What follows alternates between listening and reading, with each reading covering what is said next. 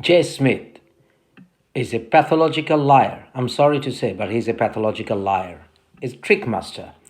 Rather, I think he has been trained to lie and deceive to people into vilifying Islam and our Prophet, peace be upon him. Well, he has been failing though.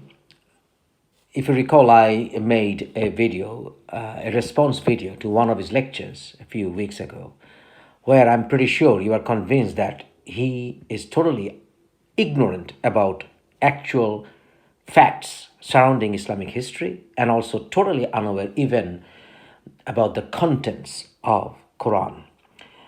In a recent video, he was talking about Ashtename of Prophet Muhammad, peace be upon him, a covenant or a document which guaranteed Christian monks of the Sinai area, peninsula, were supposed to be protected by the Muslims. And Prophet Muhammad, peace be upon him, also had exempted the monks from taxation and from any kind of oppression. You can view the document from several angles. First of all, it upholds the desires of the Ottoman Empire to guarantee protection to the Christian monks and the Christians in the peninsula. And also, you have to take it from historical point of view, where Prophet Muhammad, peace be upon him, also praised Christian monks, several Christian monks who were not arrogant, who were kind, and who were not proud of or boastful of their beliefs, etc. They were simple people. So Muslims were supposed to believe there were such monks. And Quran, Surah 5, verse 82, confirms that. I suggest the viewers to read verse 82 of Surah 5, and it will tell you that how Muslims should be behaving with such monks, because the verse reads, "Thou wilt find the most vehement of mankind in hostility to those who believe, the Jews and the idolaters, and thou wilt find the nearest of them in affection to those who believe to be those who say, Lo, we are Christians. That is because they are among the priests and monks, and because they are not proud."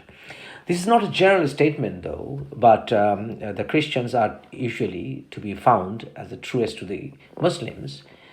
And also, Muslims are told there will be non-believers who are polytheists or say idolaters, and who are Jews will find them strongest against us. But it doesn't mean that in general terms they will all be, or that means Jews and the polytheists or the idolaters will all be against Muslims. It doesn't say that.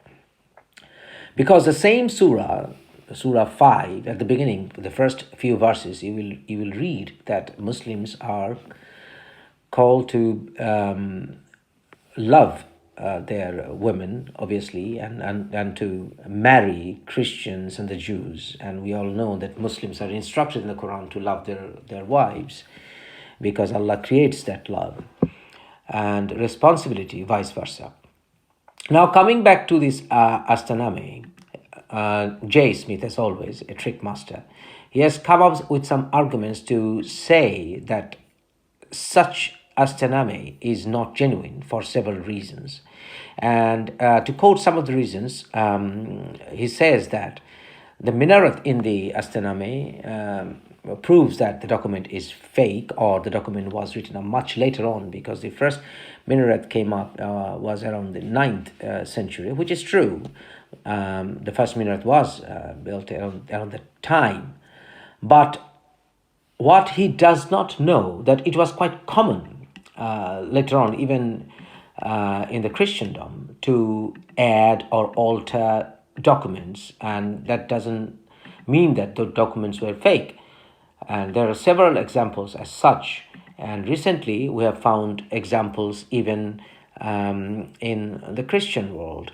The recent news, I'm pretty sure you heard about the Lamb of Jesus, which was considered to be an alteration of the original work that the Christians used to believe to be the unaltered work. But later on, several modern scientific instruments proved that those documents were in fact altered, and such pictures are photos are quite common nowadays, and all the experts in such fields will tell you that's what the case is. For example, recently, the Ghent altarpiece, Lamb's alarmingly humanoid face surprises art world, was BBC's headline news in January 22, 2020, where the experts found out that the original painting was altered. But that didn't mean in any way that they were suggesting there was no original work. Moving on to J. Smith's lies, he also suggests that Muhammad, peace be upon him, started sending letters around 628, which is not true as well. For example, the letter to Mokwakis, the governor of Egypt, was sent by Prophet Muhammad in 627. He also suggests that Muslims didn't conquer that region until much later on.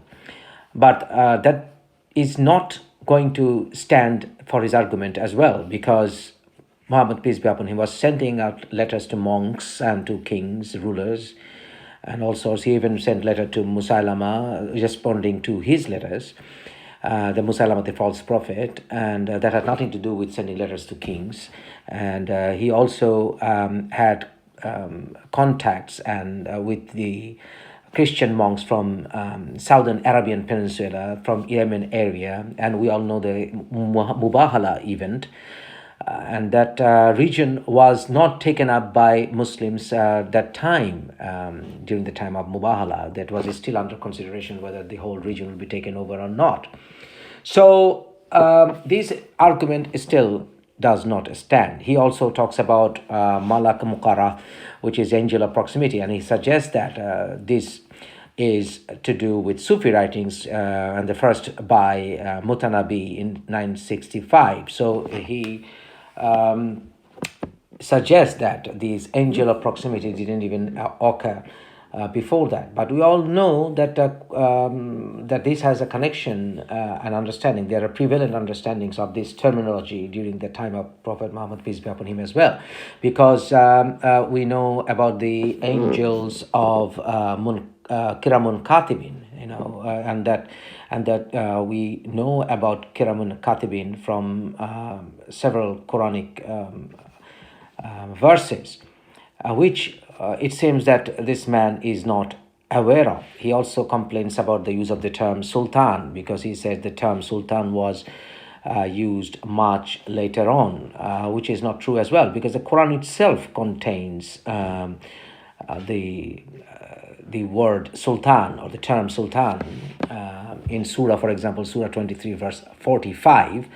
And it does not necessarily mean that a king, sultan, but it means someone in authority. So it also proves that Muhammad, peace be upon him, was not in actual control of the area, but he declares his authority in that area, because authority belongs to the Prophet in the name of Allah. So these kind of basic things, this J. Smith is not aware of, which is quite surprising for someone who claims to be a scholar in the field. He also complains about the taxing reference in the document, but we know in Surah 9, verse 29, the taxing matters are discussed regarding non-Muslims. So it is surprising that this man is quite bent on backwards in the effort of vilifying the Prophet. I believe the reason is he was trained all through his life to do so. He never had a neutral studying of the Islamic jurisprudence. He's quite ignorant, and he doesn't have the basic knowledge of Quran either. And how come this man is being hyped up by Christian world as a hero, whereas I don't believe he has any sort of intellectual standard to even come across me as someone who is worth paying attention to. Nevertheless, I responded at the request of many of my friends. And he also gives emphasis, before I go, to Ibn Sa'd.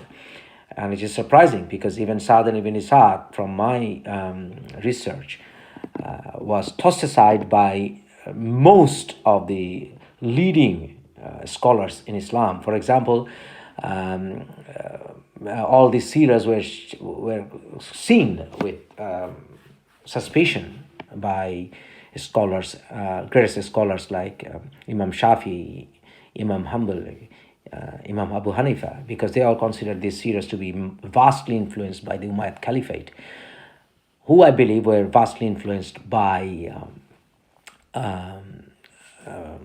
Christians, like by Kalbi Christians. And that's why we see many much Christian influence in many of the hadith narrations, which I'm going to discuss in my future videos. Thank you for listening. Take care. Peace be unto you.